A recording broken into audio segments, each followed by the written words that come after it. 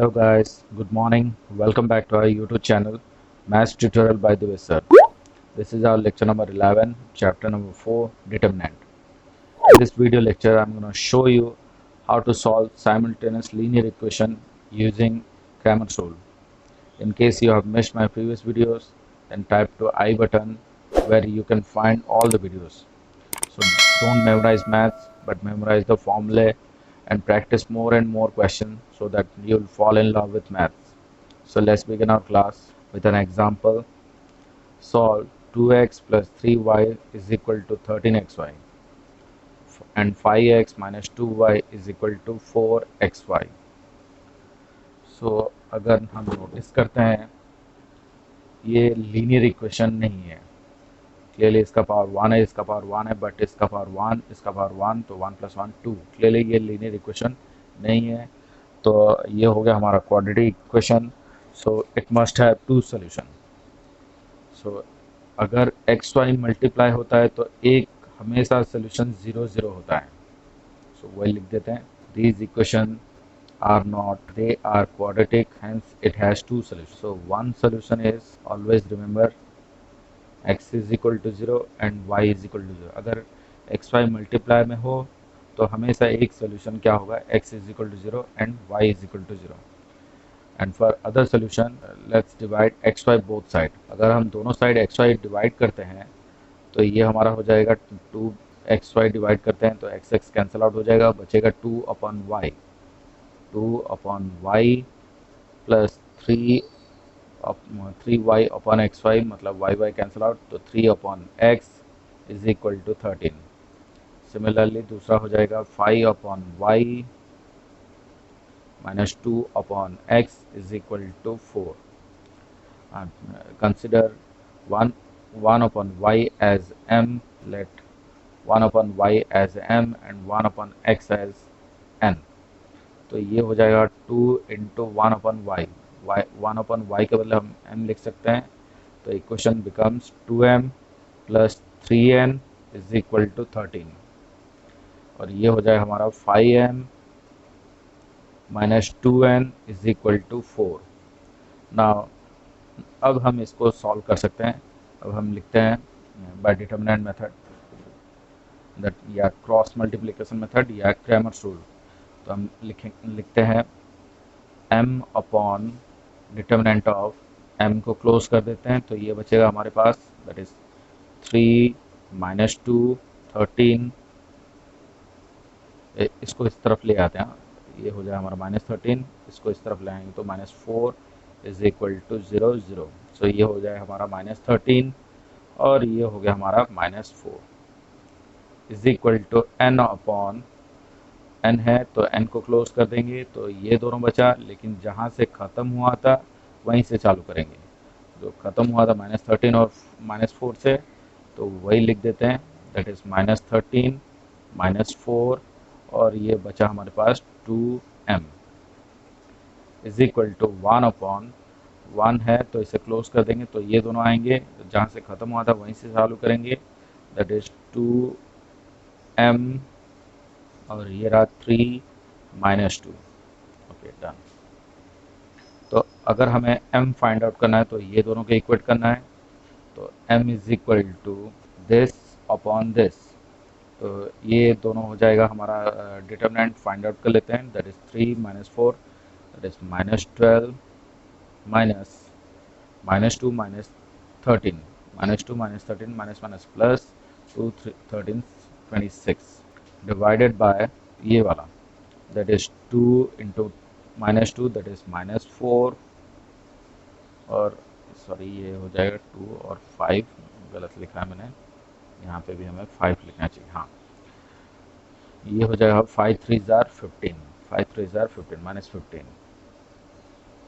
तो ये क्लियरली हो जाएगा minus 38 divided by minus 19. So clearly minus minus cancel out हो गया तो m हो गया हमारा 2. अगर m2 तो m के बदले हम लोग लिख सकते हैं 1 upon y is equal to 2. तो clearly y is equal to 1 upon 2 हो जाएगा. सिमिलरली n हम लिखते हैं एन फाइंड आउट करने के लिए हमें ये दोनों को इक्वेट करना पड़ेगा। तो ये क्रॉस मल्टीप्लाई होके उस तरफ जाएगा, तो इसका डिटर्मिनेंट फाइंड आउट कर लेते हैं। -13 into 5 that is -65 -4 into 2 that is -8 और ये minus that is +8 divided by ये तो हमने सॉल्व कर लिया है, दैट इज डायरेक्ट लिख देते हैं -19। तो ये हो जाए हमारा -57 डिवाइडेड बाय -19। देन क्लियरली ये कैंसिल आउट होके आंसर हो गया हमारा 3। नाउ n के बदले हम लोग लिख सकते हैं 1/x is equal to 3। So clearly x is equal to 1/3। So हमारा सोल्यूशन मिल गया, x is equal to 1/3 and y is equal to 1/2। Next, solution for system of 3 simultaneous linear equation। if a1x b1y c1z is equal to d1 है, a2x b2y plus c2z is equal to d2 है, a3x plus b3y plus c3z is equal to d3 है। ये था दो simultaneous equation. अब अगर हमें 3 simultaneous equation देता है तो हम कैसे फाइंड आउट करेंगे, दैट इज फॉर्मूला याद रख लेते हैं। x is equal to d1/d, y is equal to d2/d, z is equal to d3/d। So d हमारा हो जाएगा ये तीनों, that is a1 b1 c1, a2 b2 c2, a3 b3 c3 and d1 that is x है। x को close कर लेते हैं और इसके जगह ये आ जाएगा। x क्लोज करने के बाद ये वाला पार्ट आ जाएगा, बाकी सब वैसे रहेगा। x के ये वाले पार्ट में हमने लिखना है d1 d2 d3, d1 d2 d3 और बाकी वैसे ही b1 b2 b3 c1 c2 c3 सारे कोफिशिएंट ही लिखना है, याद रखना है। कोफिशिएंट मीन्स x के साथ जो मल्टीप्लाई में होगा, वेदर इट इज माइनस और प्लस। सिमिलरली y के साथ जो मल्टीप्लाई में होगा सेम माइनस और प्लस, z के साथ भी सेम माइनस और प्लस। नेक्स्ट d2 है तो y का पार्ट ढूंढना है, d2 मतलब y का पार्ट ढूंढना है, तो y के पार्ट को क्लोज कर लेना है और उसके जगह पे वही d1 d2 d3 आ जाएगा।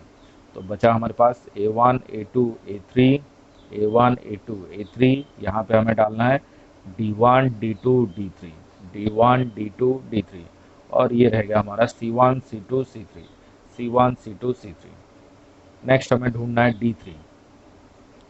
d3 मतलब z वाला पार्ट, इसे बंद कर देना है तो इस जगह पे ये आ जाएगा d1 d2 d3, बाकी वैसे ही रहेगा, that is a1 a2 a3, a1 a2 a3, b1 b2 b3, b1 b2 b3 और इसके जगह पे हमें ये लिख देना है, that is d1 d2 d3, d1 d2 d3।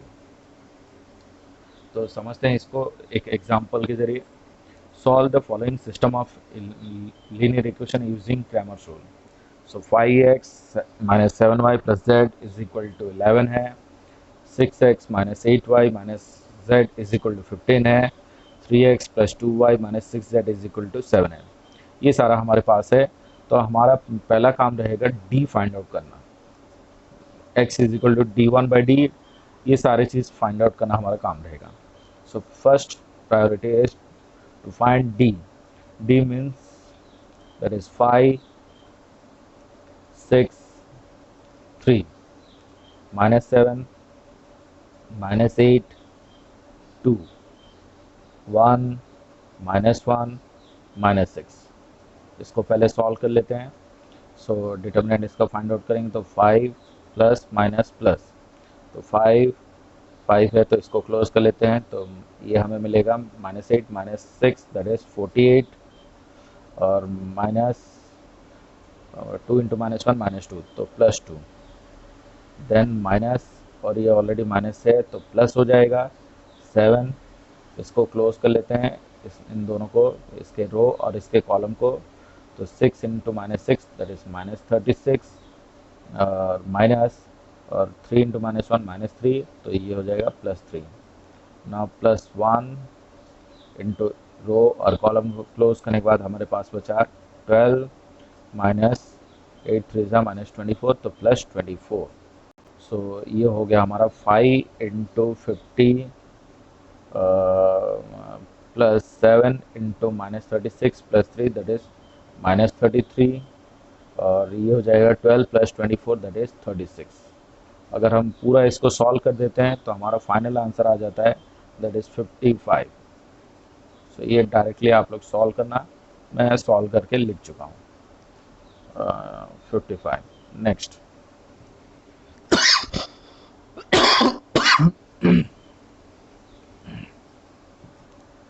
D1। D1 हमें फाइंड आउट करना है, मतलब x वाले पार्ट में हमें D1 D2 D3 डाल देना है, बाकी सब वैसे ही। x वाले पार्ट ये है, इसकी जगह हमें ये डाल देना है, तो हमें मिलेगा 11 15 7, और बाकी सब वैसे ही, दैट इज -7 -8 2 1 -1 -6। तो ये हो गया हमारा D1। इसको भी हम सॉल्व करते हैं तो उसी तरह ही सॉल्व करेंगे, दैट इज 11 -8 -6, तो ये हो गया हमारा 48, तो -2 तो +2, ये हो गया हमारा +7, और इसे लिखते हैं ये और ये क्लोज, तो -15 इंटू 6 -90 +7 +1 इंटू 15 2 ज़ार 30, 15 2 ज़ार 30, और माइनस माइनस माइनस प्लस 7 8 ज़ार 56। तो इसको भी सॉल्व करके मैं डायरेक्ट लिख देता हूँ, क्योंकि मैंने ऑलरेडी सॉल्व कर लिया है, तो डायरेक्ट लिख देते हैं, तो फाइनल आंसर हमारा हो जाता है 55। सिमिलरली हम लोग D2 भी ढूंढ लेते हैं। D2 मतलब y वाला पार्ट, इसकी जगह पे ये आ जाएगा, बाकी सब वैसे के वैसे रहेगा, तो 5 6 3 5 6 3, इसके जगह पे ये आ जाएगा, दैट इज 11 15 7 11 15 7, और ये जैसे है वैसे ही रहेगा 1 -1 6। सो इसको भी सॉल्व करने के बाद फाइनल आंसर मैं लिख देता हूँ यहाँ पे, मेरा आंसर आया -55। नेक्स्ट D3 मतलब Z वाला पार्ट, मतलब इसकी जगह पे ये आ जाएगा, बाकी सब वैसे ही, तो लिख देते हैं 5 6 3 -7 -8 2, और इसकी जगह पे ये लिख देते हैं, दैट इज 11 15 7। सो इसको भी सॉल्व करने से आंसर हमारा मिला -55। सो अब डायरेक्ट फॉर्मूला लिखते हैं, x is equal to D1 upon D। तो क्लियरली D1 है हमारे पास, कितना आंसर है 55।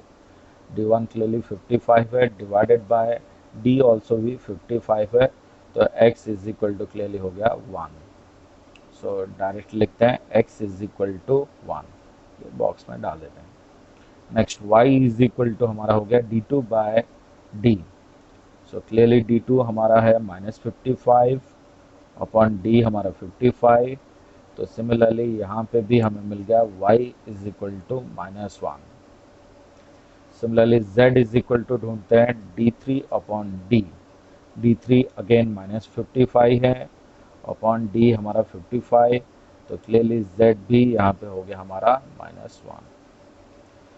सो ये हो गया हमारा solution of system of linear equation using Cramer's rule. This is the final answer. So thanks for joining our class. Do like, share and subscribe my channel, and don't forget to hit the bell icon to have notification for my new videos. Thank you.